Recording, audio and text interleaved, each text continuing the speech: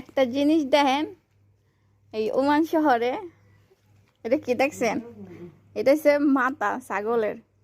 তো এটা যদি আমাদের বাংলাদেশ হইতো, একে খাইতো, দেখলেই তো বমি করতো। কয়ে খাইবো তো দূরের কথা, বাংলাদেশে খাইলে কেমনে খায়, এগুলো টুকরা টুকরা করে নাকি, মানে চাপার মাংস মানে বানায় ওগুলা। আর এখানে দেখেন কেমনে কি করতাছি, এগুলো হচ্ছে সব খেজুরের পানি, সব ময় মশলা দেওয়া আছে। তো এটা আগুনে পড়বো, তারপরে খালি মাংসটা আর কি বস্তা ভিতরে বইরা তারপরে পড়বোই দেখেন। আর এগুলো আমাকে বাংলাদেশে হলে আড্ডি বানাইতো নাকি, তারপর রান্না করতো। আর এখানে এমনিই খায় দেখেন। কোন দেশের কী নিয়ম কত আছে, এক দেশের গালি এক দেশের বুলি। তো এটা খুব সুন্দর করে মিক্স করছি, সব ধরনের ময় মশলা আছে, ঠিক আছে। তো আগুনে পোলা দিলে স্বাদই লাগে, খারাপ লাগে না। তো আমাকে বাংলাদেশে তো খায় না, এই কারণে জানে না।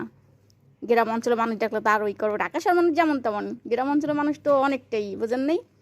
তো যাই হোক, আলহামদুলিল্লাহ আমাদের সব কিছু খাইয়ে অভ্যাস আছে, যেহেতু পূর্বাসে থাকি, কোনো কিছু মানে বাদ নেই। তো দেখাইলাম, সবাই ভালো থাকেন, বাই।